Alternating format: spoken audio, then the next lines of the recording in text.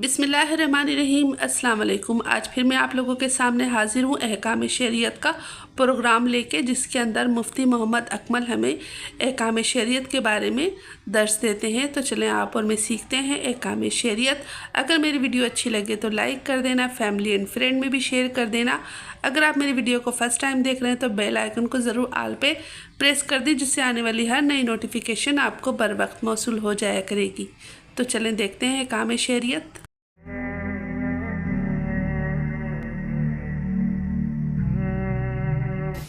ये कहते हैं कि अगर हम इस तरह कर लें कि खाना सामने रखें और किसी को आलिम दीन को दूर कॉल वगैरह कर लें और वो फ़ोन पर फातिहा पढ़ ले, तो क्या फातिहा हो जाती है कि नहीं? तो भाई देखें, ये दूर से करने की कोई हाजत नहीं है। पहली बात तो ये कि सामने खाना रखकर कुरान पढ़ने की भी हाजत नहीं है। आपकी सामने खाना रखना भी ज़रूरी नहीं है। आप खाना बनाएं अल्लाह ताला की रज़ा के लिए, ये इरादा करें कि अल्लाह का कुर्ब इससे हासिल करना मकसूद है और इस पर सवाब भी मेरा रब ही अता फरमाएगा। सिर्फ अल्लाह के लिए हम खाना बना रहे हैं। अब आप इसको तकसीम कर दें, आपको हुस्न ज़न होता है कि अल्लाह सवाब अता फरमाएगा, फिर वो सवाब आप ईसाल कर दें किसी भी बुज़ुर्ग को, इसमें कोई मसला नहीं है। लेकिन अब ये खाना सामने क्यों रखते हैं? ये फ़र्ज़ वाजिब नहीं है जैसे बताया, लेकिन चूँकि नबी करीम सल्लल्लाहु अलैहि वसल्लम ने जितने खाने बढ़ाने के मोजज़ात दिखाए, अक्सर में यही हुआ कि आपने खाना सामने रखा और सहाबा कहते हैं फिर अल्लाह ने जो चाहा आपने पढ़ा, तो वो इतना सा खाना जो शायद दो आदमियों को भी पूरा ना हो, वो बाद औक़ात तो हज़ार हज़ार सहाबा को पूरा हो गया।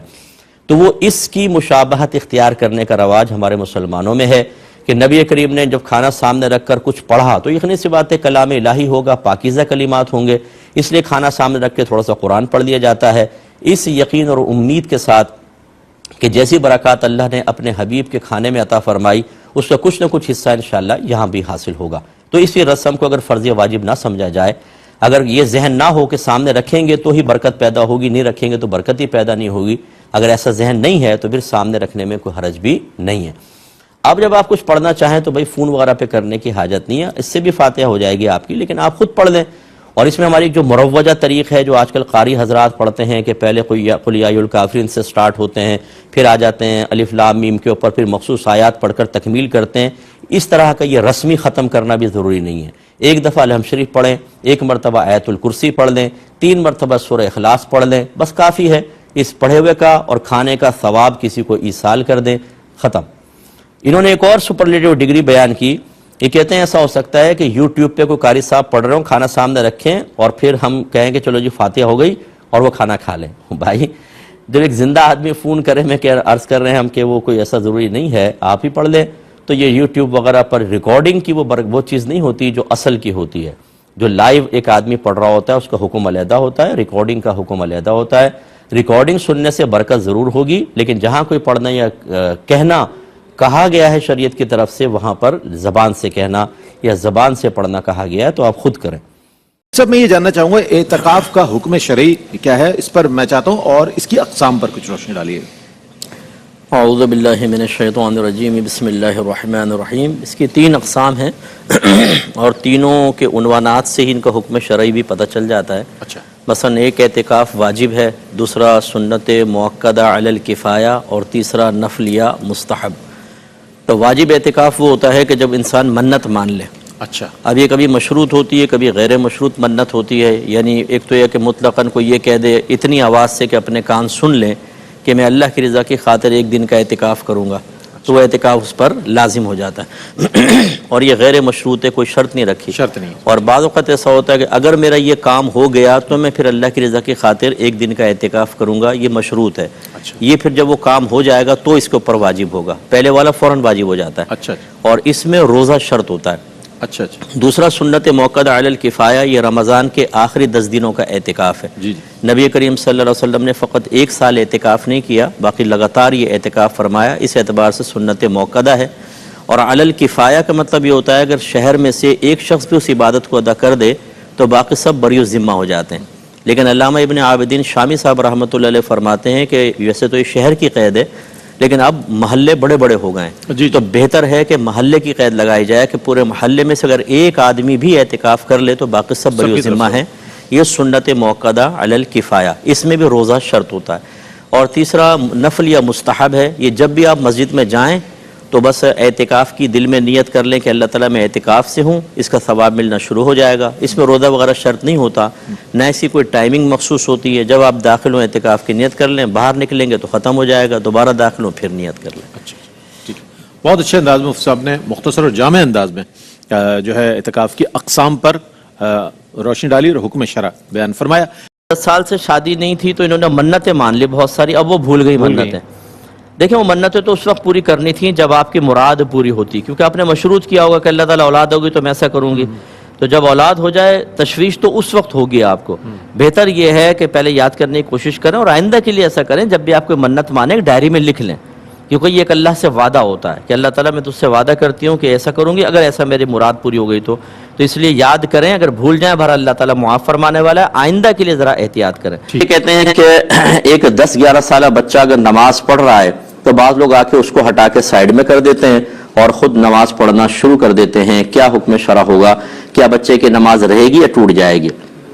لیکن پہلی بات تو یہ کہ اگر بچے کے 3 قدم انہوں نے چلوا دیے، ہٹایا بچے نے 1 2 3 قدم، تو بچے کی نماز ٹوٹ گئی، اسے دوبارہ نماز یعنی نیت دوبارہ باندھنی ہوگی. یہ تو ٹوٹنے کا مسئلہ ہو گیا. آپ ذرا جو جتنے ہمارے بزرگان دین سن رہے ہیں وہ ذرا سماعت فرمائیں.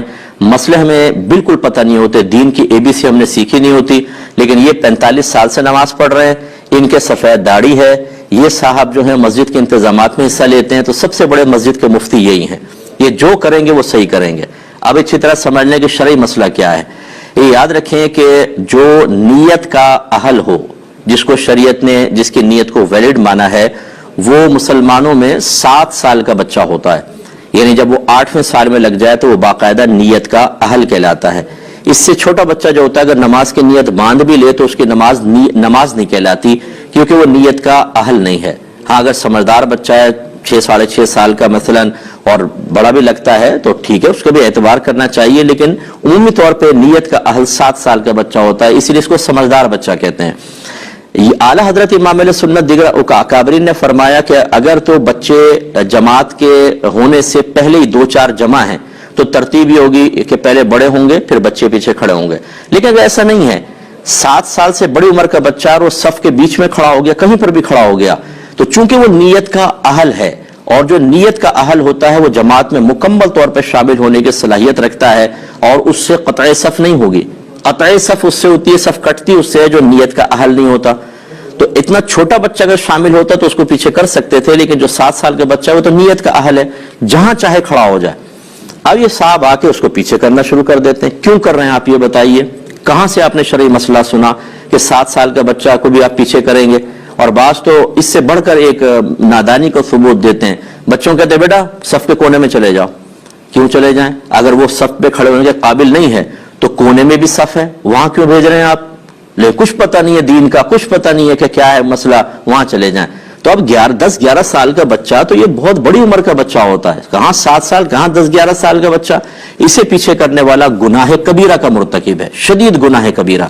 اس لیے کہ نبی کریم صلی اللہ علیہ وسلم نے نمازی کے آگے سے گزرنا منع کیا اور فرمایا کہ گزرنے والا جانتا کہ میرے اس گزرنے میں کیا گناہ ہے تو وہ اس قدم کو اٹھانے سے جو اس نے نمازی کے آگے سے گزرنے کے لیے اٹھایا وہاں پر 40 سال تک کھڑے رہنا پسند کر لیتا، لیکن گناہ نہ کرتا. جہاں قدم اٹھانا سامنے سے نکلنا گناہ ہو وہاں آپ یہ کندھے سے پکڑا، آپ نے یہ دھکیل دیا اس کو پیچھے اور خود آ کے کھڑے ہو گئے. یہ اتنا بڑا حرام اور گناہ کبیرہ جو آپ کر رہے ہیں اس کے کوئی آخرت میں وبال نہیں ہے. لیکن چونکہ آپ کی داڑھی ہے، چونکہ آپ 45 سال سے نمازیں پڑھ رہے ہیں، کیونکہ آپ کے بال سفید ہو گئے ہیں، اس لیے جو چاہے کریں. تو اس لیے جو ہمارے ایسے بزرگ سن رہے ہیں، کوئی میرا خدا نہ خواستہ کسی کی تحقیر کرنا مقصود نہیں ہے، لیکن جو جہالت کا مظاہرہ کرے گا اس کو عزت دینے کا بھی شریعت نے حکم نہیں دیا ہے. ایسے لوگوں کو خدا کا خوف کرنا چاہیے. اور بچے ویسے ہی ہمارے مسجدوں میں نہیں آتے، یہ اس قسم کے لوگ جو ڈانٹ ڈپٹ کے ادھر جاؤ کونے میں جاؤ، کیوں بیچ میں کھڑے ہوئے، پیچھے دھکا دے رہے ہیں، بچے مایوس ہو کے چلے جاتے ہیں. اس سے بہتر ہے کہ آپ مسجد میں نہ آئیں، کیونکہ آپ کو پتہ ہی نہیں کہ کیا کرنا ہے کیا نہیں کرنا، آپ الٹا گناہگار ہوں گے. آخری وقت اپنا وہاں پہ اپنے گھر پہ اللہ اللہ کریں، یہ زیادہ بہتر ہے آپ کے لیے. چاہے جائے کہ آپ بغیر علم کے مسجد میں آ کے فتنہ فساد کریں. بعض اوقات بچے اتنا شور نہیں کرتے جتنے اس قسم کے لوگ شور مچاتے ہیں. اتنا شور ہوتا ہے، چیخ چیخ کے بچوں کو کہہ رہے ہوتے ہیں. بھائی اگر وہ بچے شور مچا رہے ہیں مسجد میں غلط کر رہے ہیں، لیکن آپ جو ڈبل شور مچا رہے ہیں وہ تو خلاصے کلام یہ ہے کہ برا نہ مانیں. ہمارے الفاظ بعض اوقات آپ کو سخت محسوس ہوں گے، لیکن اگر نبی کریم صلی اللہ علیہ وسلم ایسی چیز ملاحظہ فرماتے تو آپ اسی طرح جلال میں تشریف لاتے ہیں۔ اصل میں ہم نے تو پڑھی نہیں حدیثیں، سرکار کی رحمت کے واقعات تو پڑھے ہیں، ذرا جلال کی بھی پڑھ لیں کہ نافرمانی رب پہ سرکار صلی اللہ علیہ وسلم کس طرح جلال میں تشریف لاتے تھے۔ یہ اس وجہ سے ہماری مسجدوں کا بیڑا غرق ہو چکا ہے۔ جو لوگ صاحب علم نہیں ہیں وہ ایسے بھی آپ کو ملیں گے کہ اگر کوئی عالم سمجھانے لگے گا وہ اس کے خلاف ہو جائیں گے، نہیں ہم جو کر رہے ہیں وہ صحیح کر رہے ہیں، آپ غلط کہہ رہے ہیں۔ صرف اپنی ایگو، انا، صرف اپنا وہ پن، بڑا پن، اور یہ سوچنا کہ اگر میں ان کی مان لوں گا تو پوری مسجد کہے گی آپ کو تو پتہ نہیں تھا، اس آپ نے آپ کو جھوٹی عزت کے دائرے میں لانے کے لیے اور جھوٹی حقیقی ذلت سے بچانے کے لیے اس طرح کے معاملات، تو بہرحال ایسے بچوں کو بالکل نہ روکا جائے۔ میری یہ ویڈیو آپ لوگوں کو کیسی لگی کمنٹس میں ضرور بتائیے گا۔ انشاءاللہ پھر آپ لوگوں کے سامنے اسی طرح کی انفارمیٹیو ویڈیو کے ساتھ حاضر ہوں گی۔ اب چاہتی ہوں اجازت، اللہ حافظ، اللہ نگہبان، تھینکس فار دا واچنگ۔